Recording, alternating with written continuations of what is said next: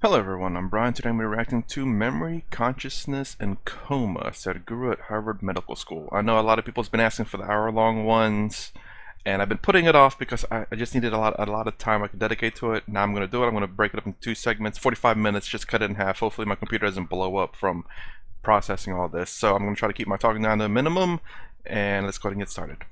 Sushupti means it is a dreamless state, but there are dimensions of consciousness that you're aware of.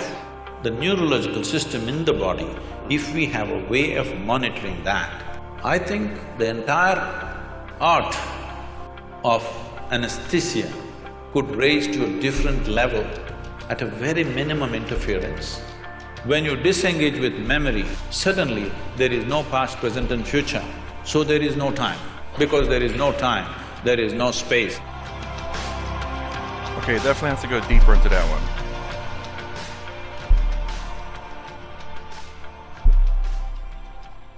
So I'll tell you why this started. 2 years ago, we were in a conversation with Sadhguru, and I asked him, we all know that anesthesia works, but we really don't know how it works, and can you shed some light on it? And he talked to me briefly, and then he said a statement which is anesthesia, correct me if I'm wrong, Sadhguru, because sometimes I might be wrong, if I'm quoting you specifically. Anesthesia cannot touch consciousness, it can only take away memory. I was blown away by that answer because that's not the way we think consciousness operates. Sorry, I have to listen to that again. Can you shed some light on it? And he talked to me briefly, and then he said a statement which is anesthesia, correct me if I'm wrong, Sadhguru, because sometimes I might be wrong, if I'm quoting you specifically. Anesthesia cannot touch consciousness. Take away memory.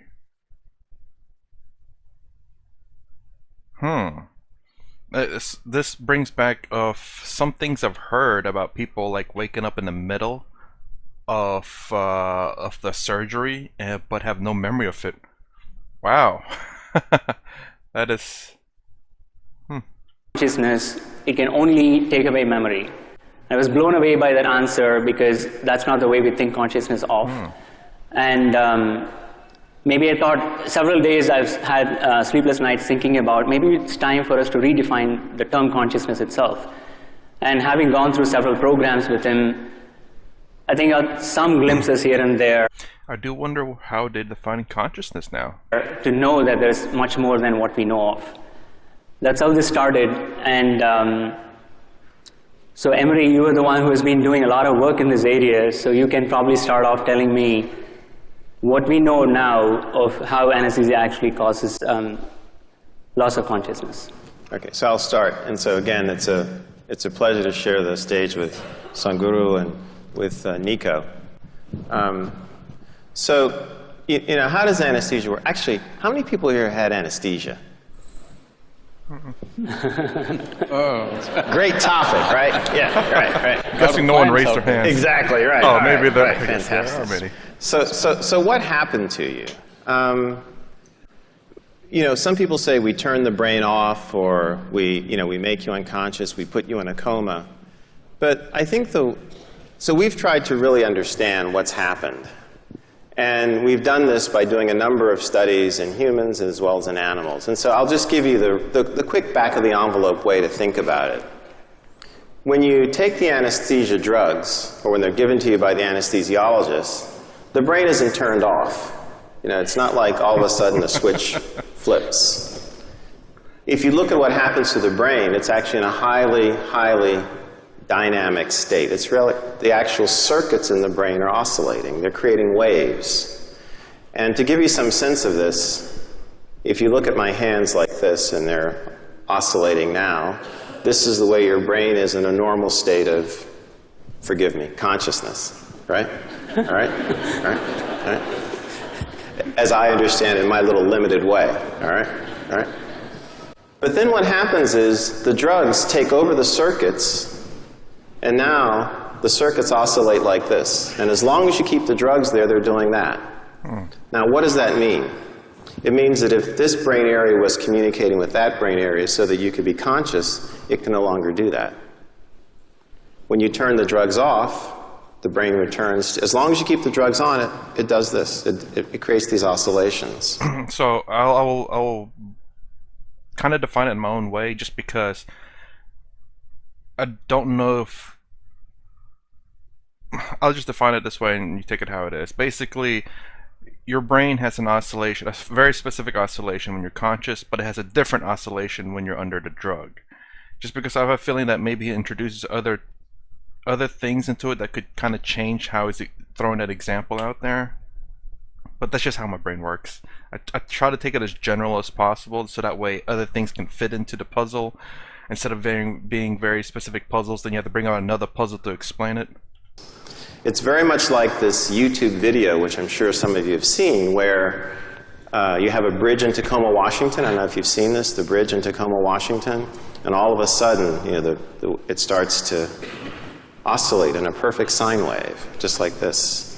And no traffic can go across the bridge. It's the same thing that happens under anesthesia. And what happens is that these oscillations, because they're so strong, they take over the brain, they're not natural. And you remember one of the things that Bala mentioned was that after anesthesia, our brains often don't work the way they did beforehand. So now you can see if you've been in a state like this for 4 hours, 6 hours, 8 hours, and look, I got my AARP card about 12 years ago myself, so I'm in that category too, right? You can understand why your brain may not work, right? So, and basically that's it. And what's good about that, what's good about what I'm telling you is that we as anesthesiologists can see this state. We can see it on the EEG of patients in the operating room, and we can use it to change the way we deliver our drugs. That's the practical implication of this. And then the other practical implication of it is that as we take anesthesia seriously, in other words, don't say, oh, we just give you drugs and you go away and you come back. As we take it seriously and study it, then we can start interacting with our neurology colleagues and make links between problems that they're working on. We can actually begin to have conversations with distinguished individuals like Sadhguru, who can help us understand what is it we're actually doing on a deeper level. But if we haven't taken what we do seriously in terms of what's happening in the brain, we're not in that position. And that's where I'd like to think that we're trying to move the research now to, in other words, use anesthesia, the study of anesthesia, to help us connect with some of these deeper ideas about the brain, the mind, and also consciousness. David, do you have any thoughts on that? Do you have any thoughts on how we are doing? How we're connecting anesthesia to So what we work on as neurologists, or what I work on, is very related and very, very connected in that we're trying to understand how patients who lose consciousness because they've had a structural brain injury or a cardiac arrest or some other kind of problem can reestablish the process of a conscious state in a brain that's been injured, and what are the rules of the recovery, and what are the ways in which it can happen, and what are the limitations, and how do people get stuck along the way, and could we help them? And it turns out that there's a lot of variation. Sadhguru. Namaskar. Pretty quiet. Dr. Brown and Dr. Skip, highly accomplished doctors in their areas of proficiency, but I'm completely unschooled. So, because for me, the only way I know anything I know is from my own experience. So my language and my expression could be a bit abrasive, or if it seems abrasive, please pardon me because I'm nearly illiterate. I will say, dude, complete honesty, or honesty is the best, regardless of how abrasive it is. I'd rather know the truth, the harsh truth, than a sweet lie. So,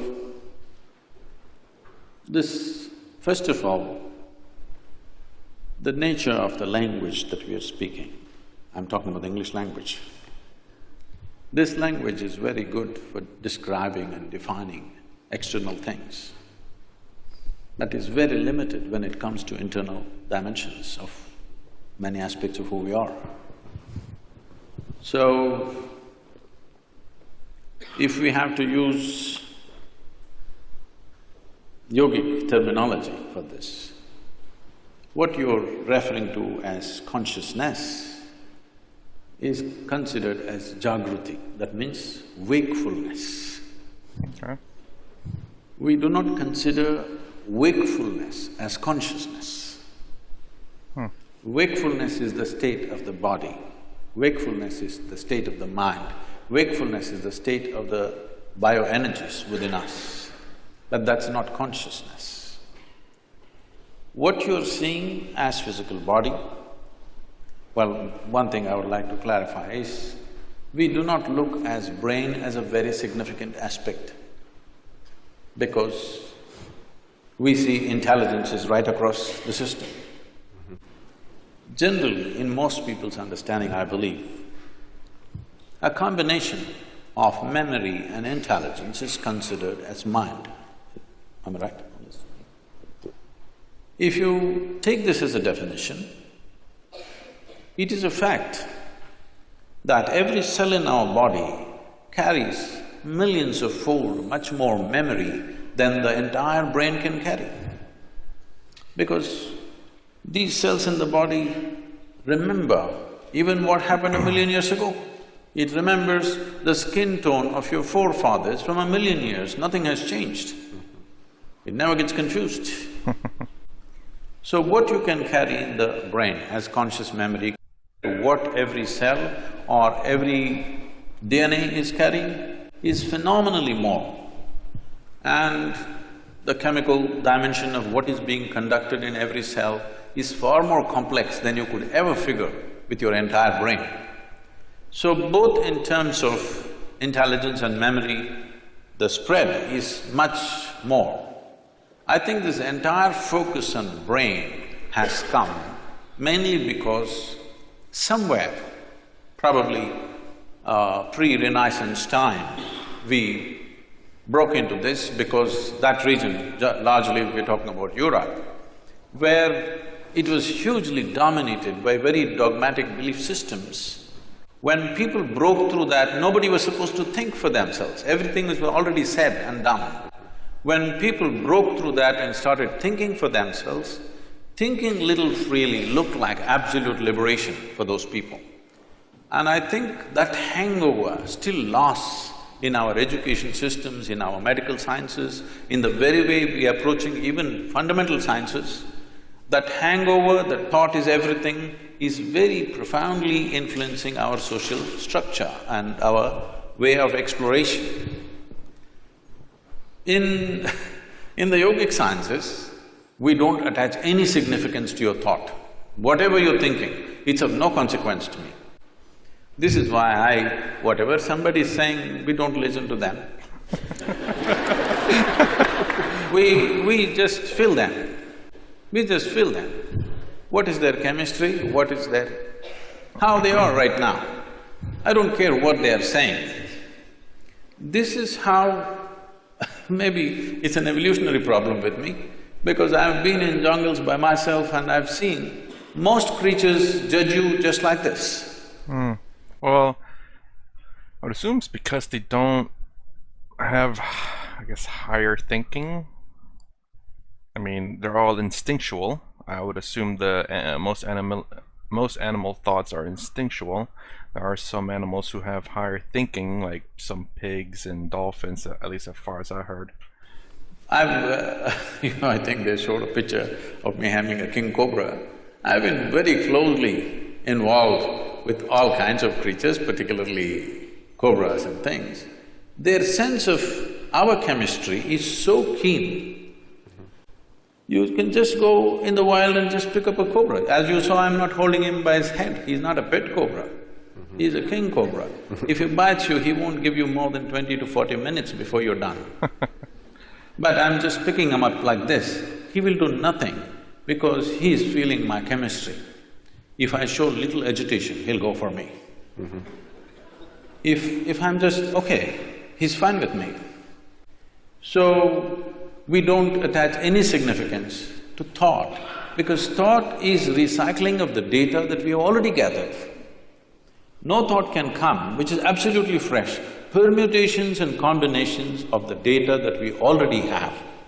Right now, a lot of people coming up to me very fearfully and saying, Sadhguru, this artificial intelligence is coming, if they come, they will take over the world.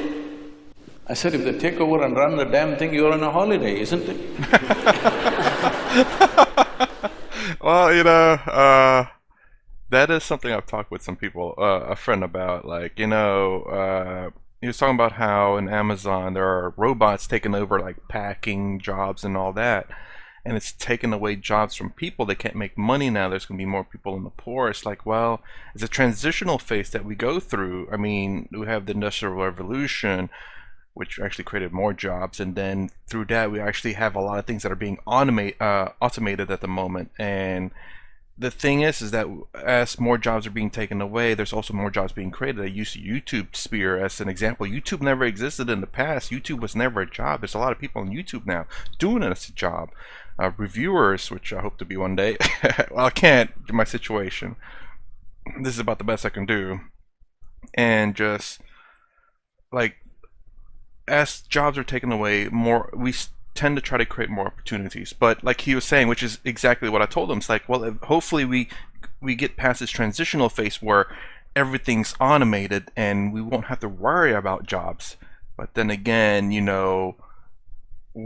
I guess the biggest thing is our sense of purpose in life can become quite worrisome, because I think human beings want to have a sense of purpose.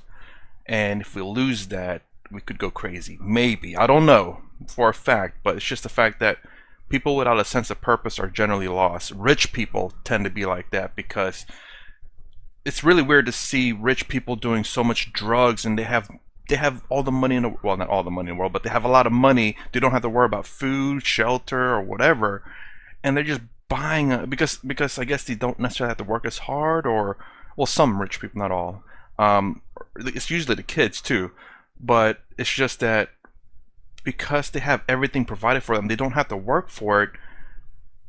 They don't have kind of a sense of purpose. And generally, from what I hear, people who generally have like jobs or business or things that they're doing that they enjoy and love, rich doesn't really matter. It's the sense of purpose that's fulfilling their happiness more than just money. But it is I don't know how I got on that that tangent, everything that we can gather as information, analyze and express and use it in many ways, all these things, machines will be doing it better than us in the next 10 to 15 years' time. Everything that is data-based processing, machines will do way better than us. So there is this fear. I think it's a very good time. This is the time we need to explore an intelligence beyond intellect. Because we have become so intellectual, we have become so brain-oriented in our approach to everything. As you rightly said, nothing is really turned off, we've just broken the communication. After all, the purpose is to go through something which is generally extremely painful without pain. That is how the entire anesthetic science has come up. So you're just breaking the communication, and that's not happening, it serves that purpose. Actually, I've sorry, I keep breaking, but I've heard also some people who woke up, I don't know how true this is, but people are conscious and awake at the time and can't do anything with their body, but can feel the pain. Oh, that's terrible.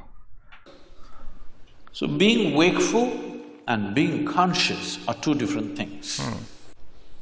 This is described like this. For wakefulness, we have a word called Jagrati. Jagrati means you're awake. If 10 people, let's say we take sample of 10 people, they all fell asleep, don't do it, okay? They all fell asleep and they came awake. When they come awake, all of them will not be equally awake. One person may be instantly awake, another person may take 2 minutes, as you have noticed with anesthesia also. Sure. Another person will take an hour to wake up, another person needs a strong coffee, otherwise she won't wake up. Am I right? Like this. Different levels of wakefulness is also there. Professors must have noticed. Yes, yes. In fact, the first few minutes of the day can be like that. Different levels of wakefulness in a classroom. So, this is Jagrati. So, we are calling wakefulness as consciousness now. The next dimension of consciousness is called Swapna. This means a dream state. A dream state is far more vivid than wakeful state for most human beings. It's like going to a cinema. If you go to a cinema, the key factor of the impact of the cinema on you is turning off the lights. This is something most people don't understand. If you don't turn off the lights, cinema will be no good, it doesn't matter how well it's made. Turn on the lights and watch the cinema, you will see a great cinema becomes nothing. So turning off the lights is important. So turning off the lights in our experience is the eyelids, you down the shutters, the world is off. Now you start your own world. So dream state is like a cinema, it's far more impactful. People love their cinema stars more than the people that they've lived with for 25 years. How people do. But they have not even seen them, all they saw was play of light and sound. But that is far more impactful simply because lights are off. So, eyelid is that, if you roll it down, lights should be off, world should be closed. But right now, the problem is this mental faculty has not been taken charge of, so it's running wild all the time with eyes closed. So this dream state is considered a more powerful state than Jagrati. Jagrati or wakefulness is important for performing action in the world. But for human consciousness, in terms of profoundness of experience, dream is always more profound than walking on the street.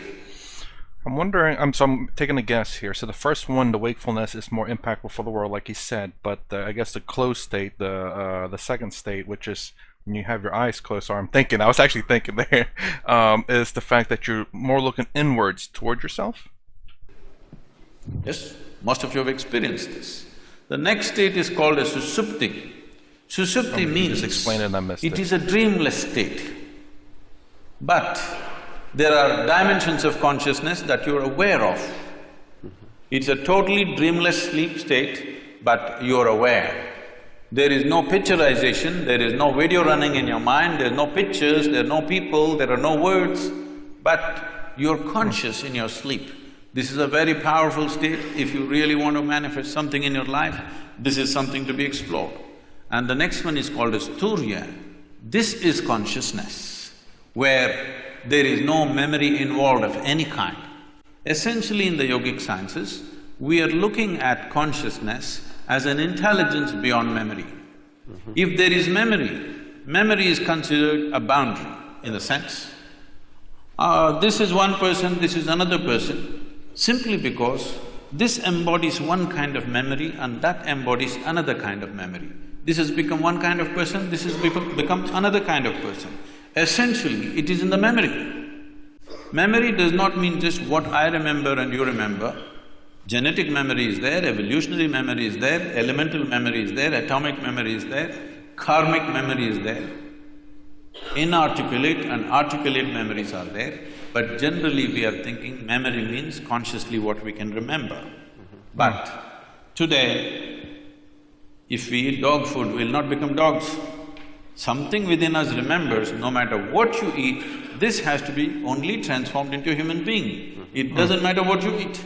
If you and a cow every day eat a mango, no merger will happen. Perfect memory is established, evolutionary memory is absolute. So, these different dimensions of memory are playing on a daily basis. People are thinking their thoughts are free. It's a joke because your memory is determining everything. So, largely in one single word we call this karma. Karma means the the residual impact of all the memory that you have. Okay, so from karma, remember, it's generally based on your karma is how you get resurrected or reborn into the world, whether you go down to animal form or raise up to human form or go up to a higher level. But again, this is going back to my previous thought of what karma was. I did talk about this in some other videos, and some people have explained to me that I think the egg explanation is also a, well, somewhat, because we're all trying to get to that higher level to we're no longer a physical form, but a immaterial form, I believe, maybe. Whatever, I can't remember that. It's like, it's basically God, but not God in the egg video was the one that explained. Basically, we're all the same person. We all share this energy, actually. And until we reach a higher state, we are stuck here until, and we, based on our karma, whether we go down to animal form or raise up to a higher level. How it is impacting every thought, every emotion, every action, the very way you sit and stand. See, if you see somebody walking far away, let's say half a mile away, you see someone walking. If he's your friend, just the way they're moving their body, you say, oh, that's him. Actually, I can kind of tell that sometimes. There are 7 billion plus people, but this particular man walks in a unique way, all right? Just two-leg walking, everybody walks, but still it is so unique. So this is what we are referring to as karma, that the residual impact of memory, varieties of memory. We recognize memory as 8 basic forms of memory, which are determining how you are right now. The very way you sit, stand, breathe, understand, perceive life is determined by this memory. But there is an intelligence beyond memory, which we call as Turiya or Chitta. This is consciousness. Now, every one of us is conscious. The question is only of degree. Even a rock is conscious, a dog is conscious, a pig is conscious. The question is only of degree, how conscious. Even among us, how conscious is different from person to person. So, this degree of consciousness determines everything. Now, if we have to give an analogy, what is memory is like, I'm sure every one of us at some stage in our life, I don't know if you're still doing it, we blew soap bubbles. Did you? Hello? Oh, come on, everybody raise their hand for anesthesia.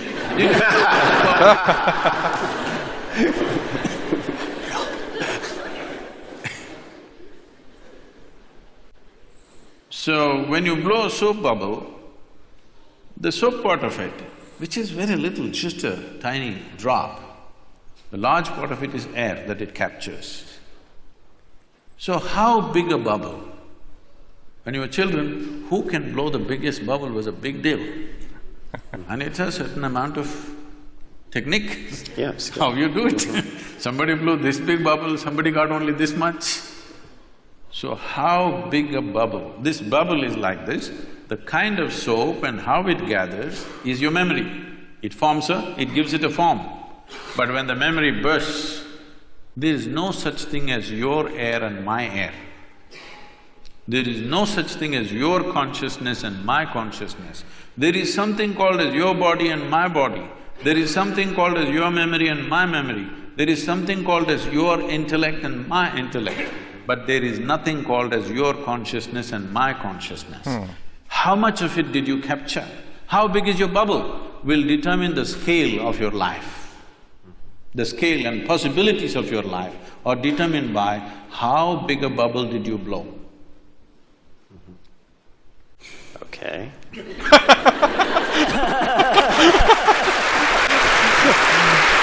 I'm sorry, I hope I didn't blow anyone's ear up. That just caught me off guard, because it's like Sadhguru said this very long, elaborate sentence. I mean, it's supposed to be a short introduction, I thought, but man, Sadhguru can talk, and all of a sudden, the anesthesiologist just said, okay, after he streamed, I don't know why that made me laugh so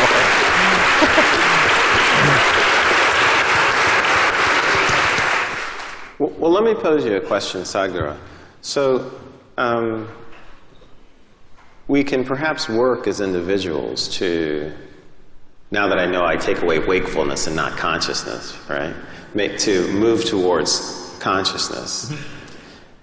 And that's an individual's decision to maybe train in this particular way. So, is there some way that we can harness these insights like you have, harness this understanding, and use it as anesthesiologists to take care of patients? Because if we can reduce it to, or if we can adapt it, I should say reduce, if we can adapt it in that way, you know, that would be very, very helpful, because we would be using the powers in a way that would control, have to use the word, the brain, in a way that would be perhaps more physiologic. Okay, before Sadhguru answers, I don't know if Sadhguru is going to answer or not, but I'm going to try to answer his question. I'm probably going to get it wrong. This is just how I do. If you don't like it, I completely understand. But the problem, I think, he induces chemicals on people to control the brain or control the anesthetic gas, I believe. But the problem is he's trying to say, can we use that to do the same thing? I guess maybe without using gas. But the problem is in the individual that has to do it, not someone else. Someone else can assist, I think, and try to help them get to that state, but it's the individual that has to do it. And most people are not going to be practicing this ways, because I'm sure it's not something that you can learn in 5 minutes or 10 days or 3 months. Some people maybe, but most people it's not going to be that easy. And it's going to take up a lot of time. I don't know if a lot of people want to devote that amount of time to try to train that way. I'm not the expert in the subject, but because you're asking me the question, I'll say something. But you're the expert in anesthesiology, is it? Yeah. I'm sorry. In my simple understanding, anesthesia as a process has come into being in this world, or is existing right now, because there is pain. Pain, when it happens to us, is a bad thing. Nobody wants pain. But at the same time, if there was no pain, most people would not even know how to preserve their own body. Oh, okay. It's going a little bit different than what I was thinking. What I was thinking at that moment is the fact that if we don't know, kind of the same, I guess. If there's no sadness in the world, we don't know what happiness is. If we live in a world with pure happiness, it wouldn't be happiness at all. It'd be just everyday life. Without sadness, there would be no happiness. It's kind of, I guess maybe it's the right word. It's yin and yang. Without one, there's no other, because there'd be only one. There would be the baseline, and that is it. But he was going with something different. No, my buttons don't work. Let me rewind that just a little bit. Preserve. Yeah. Most people would not even know how to preserve there are people who don't body. have like pain receptors, and that's kind of scary. See, wherever there is no pain, in how many ways they've cut it. Suppose there was no pain in your nose, they would have cut it in various shapes. It's part of the fashion. If there's no pain at all, believe me, they would have pulled out intestines and swing it on the street and go. You have any doubt about that? None whatsoever. Yeah, there are some people out there who pierce their bodies. Essentially, because there is pain in the body, and pain is a protective mechanism. Yeah. Because most human beings still don't have the necessary intelligence even to preserve themselves. If there was no pain, even if a bicycle comes, people step back, don't think this is out of civilization. Consequence of pain. If there was no pain, even if a truck comes, they would just walk. Yes, they would. Well, I assume they'd fear death, though. You know, a truck's a little bit different. So pain is essentially a protective mechanism for us. Without it, people wouldn't know how to stay alive, how to stay in one piece, they would have cut themselves into pieces. So, but sometimes, as what is called as surgery, is in some way cutting people up. Sure. So it has become a necessity to cut someone. How to cut them? With minimum amount of disturbance to the system. That's the whole effort. So in this effort, as you said, essentially you're disengaging different parts of the brain. I don't know if it's an exact science or it's generally getting disengaged. Whichever way, is it getting effectively disengaged that people go through surgeries without even knowing what happened? When something major was done to them, their ribs were opened up and ribcage was opened up, heart was opened up, brain was opened up, they don't even know what happened. Very innocently, they wake up after a day or so, whatever amount of time. So this is anesthesia. How could we use… See, one dimension, because when we were speaking in the room, when you said, essentially, if I'm wrong, please correct me, you're monitoring the physiological systems of heartbeat, blood pressure and temperature and brainwaves, whatever else, the physiological factors. If… I don't know if it's even a possibility, but if you find a way to monitor the neurological system, ignoring the physiological system completely. See, the concern may be the moment you put somebody on the table and start opening the body, the concern of a doctor or a surgeon may be that you don't want him dead on the table. So you're watching his heartbeat, you're watching his pulse and you're watching his all the other parameters. I understand and appreciate that concern, but instead of… okay, let's leave the physiological monitoring as it is, but if we have a way, I don't know if there is a way in the medical science, if we monitor the neurological system, not just the brain, the neurological system in the body, if we have a way of monitoring that, I think the entire art of anesthesia could raise to a different level at a very minimum interference. Is he saying, like, instead of introducing drugs into the system, that we have a way of controlling the brain or the neurological system to, instead of… because our brain works in signals and chemicals and stuff, but when there's pain, chemicals or signals are sent to the brain saying pain, pain, pain, that way you know where the pain is at and you can try to stop it. But instead control the brain to where if pain's going to happen there, you don't receive that signal, or that the signal, or there's some way that your system will say that's okay, let it happen for now. Like, instead of introducing drugs, just to have the system say it's okay, or to block the pain receptors. Which, I mean, we can do that chemically, but to do it naturally. It could happen, because why I'm saying this is, there is something called as marma in yoga and also in what is called as kalari in South India. It's a certain form of martial art. Marma is a way of killing the pain completely at certain moments when we want to, just by touching certain parts of the body, handling body in a certain way. So essentially what we're doing is, the neurological system, we're shutting it off. And there is no pain at all. We can go ahead and do what we have to do, and only when we release it, the pain will come back. So, using that as a basis, I'm saying, if medical science has a way of monitoring the neurological impulse as it's happening, and if there is some way to introduce anesthetics in whatever form that you use, I don't know all the cocktails that are used, but if it is done properly, probably, I'm just guessing, I'm not an expert on this, probably with 2% or 3% of your medicine, you could still have the same effect on the patient.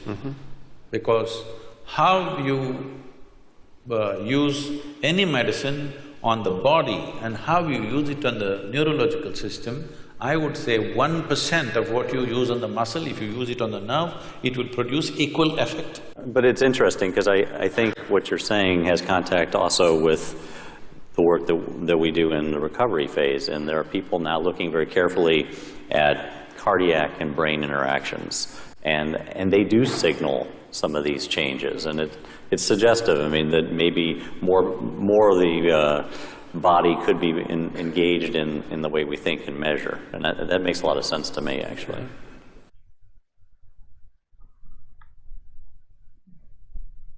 Okay. I was sorry. I was thinking about what he said. The other thing I thought of actually is, I'm sure everyone's familiar with this, but I just thought I'd throw it out there, was the fact that some people, you know, when they go in this flight or fight form, flight or fight form, is where, you know, you could end up fighting, or you could be doing something where your adrenaline is pumping, and then whenever you're done with it and you go back home and all of a sudden say, hey, look, what happened to you? It looks like you got all cut up. And you're like, what? And you see all this cuts, and all of a sudden it starts hurting. You're like, oh God, because your body didn't really care for the pain at that time. You're too busy worried about surviving. So all these cuts, all this minor pain, didn't mean anything. Didn't feel it. You were cut up so many times, didn't even know you were cut up. Obviously, probably more severe injuries, you would probably feel that means extreme preservations, like broken arms and stuff like that. You won't be able to punch anyone, but minor wounds is completely ignored. I don't know what he's talking about here. That's just I did a little reading about you,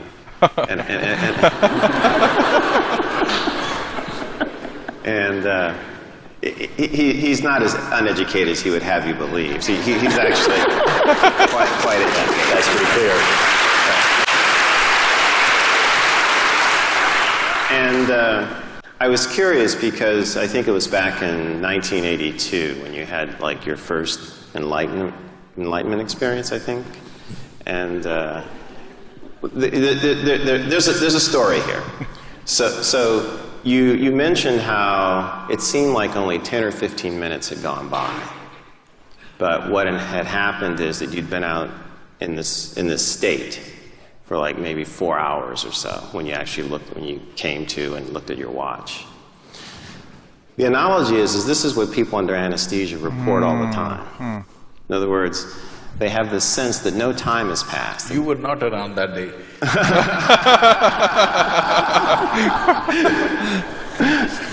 Maybe I'm reaching.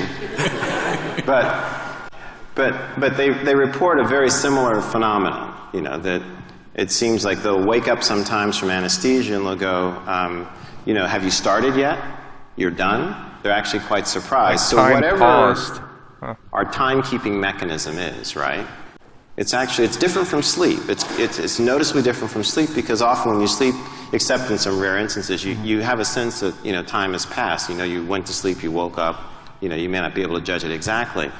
But characteristically, under anesthesia, when people come to, they feel like no time has passed. Any thoughts? Been cut off.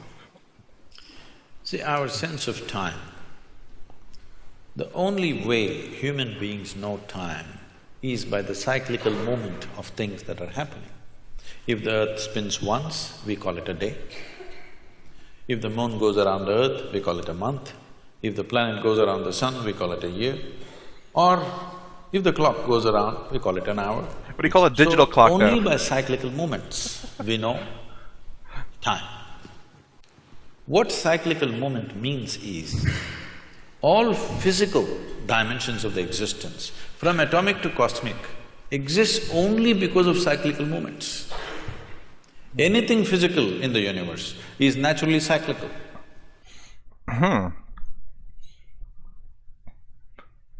Our solar system, is the universe going in a circle? Amazingly, our representation of atoms and stuff, it's also a center with things going around it.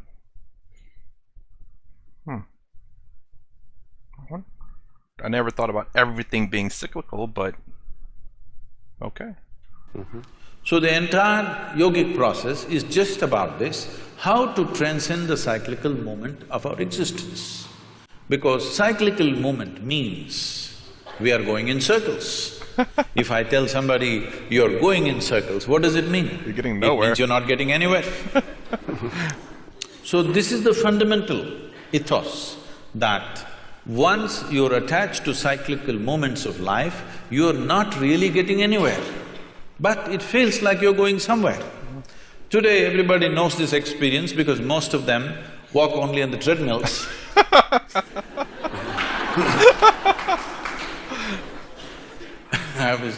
I was in conversation with Ed Bagley, who's an environmentalist, and he said, if somebody from another planet comes here, some aliens come here and see, we drive to the gymnasium and then cycle inside the gymnasium on a stationary bicycle, what will they think?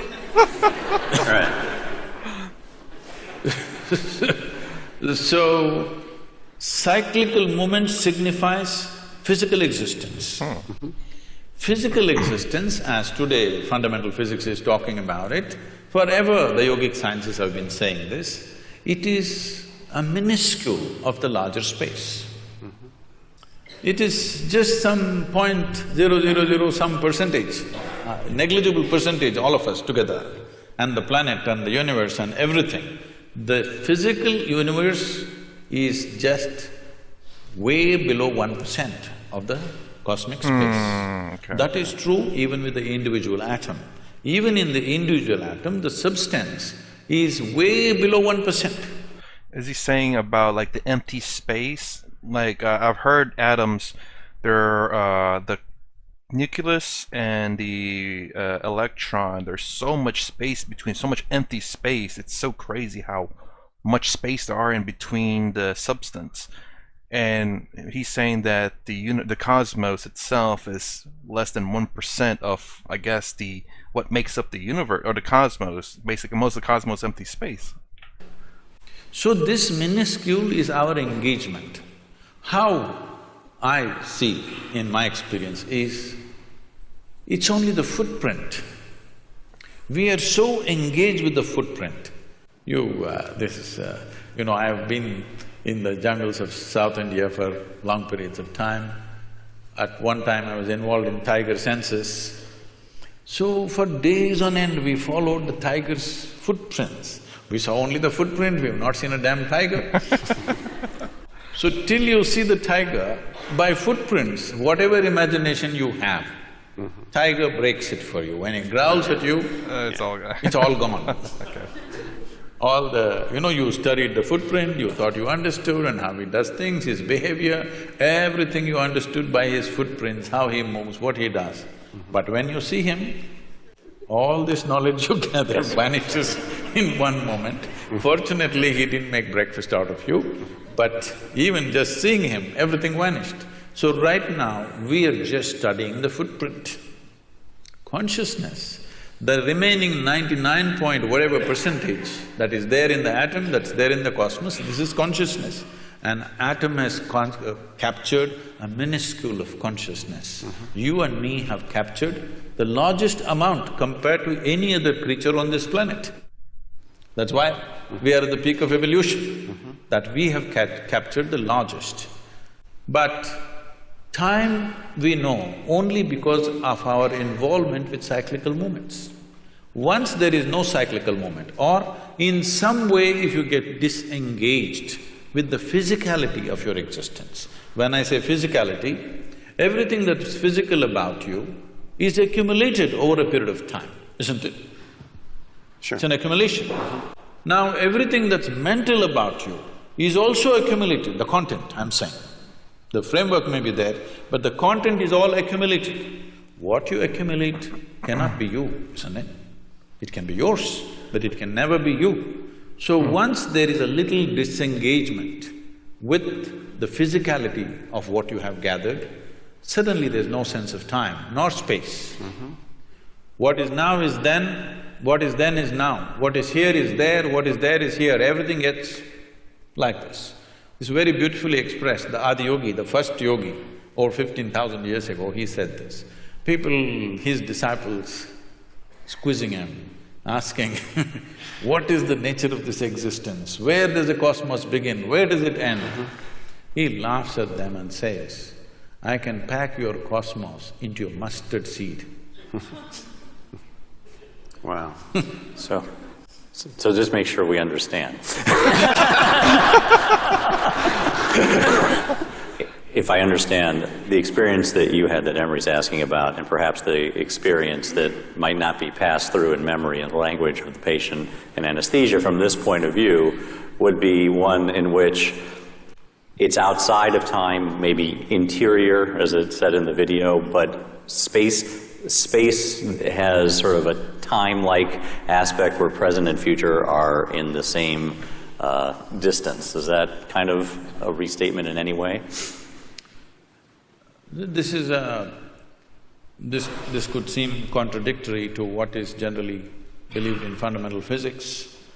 Modern physics is looking at space and time. The yogic sciences look at only time. There's only time, there is no space. Because there is time, there's a consequence of space.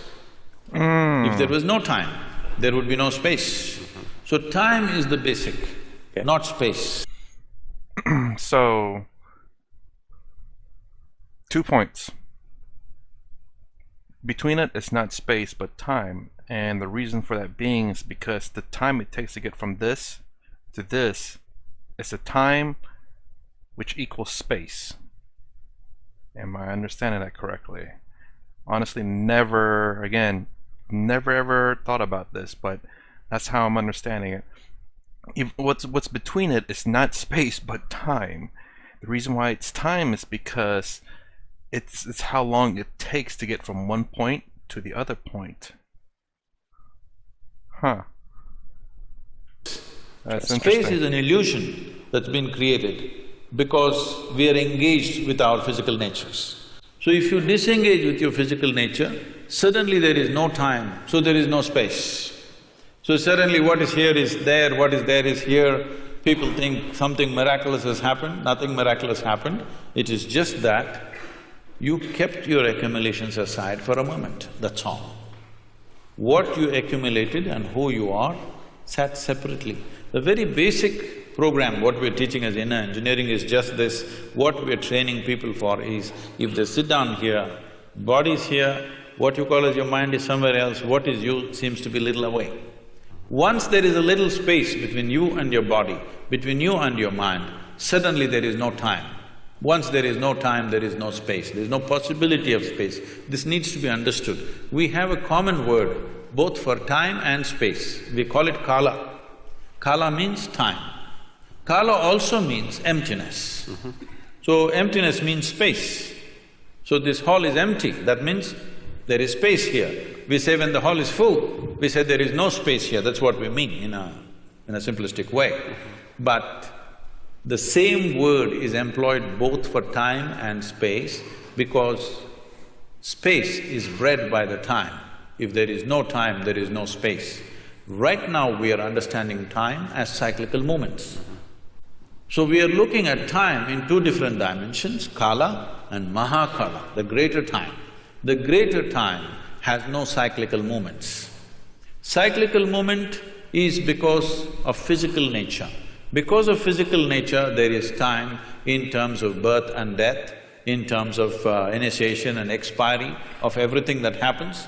Every atom, every electron, every proton, somewhere has an age. Even the very planets and the solar system and the sun has an age. Sometime it is begun and sometime it's going to end.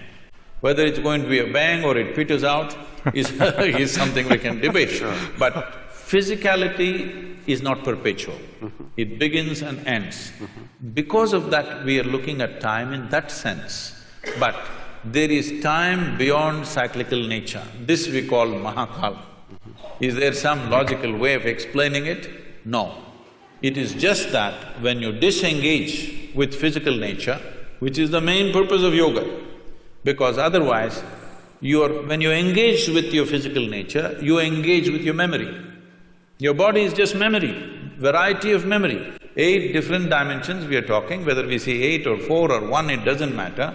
This has taken a particular form only because of memory. It is functioning in a particular way only because of memory.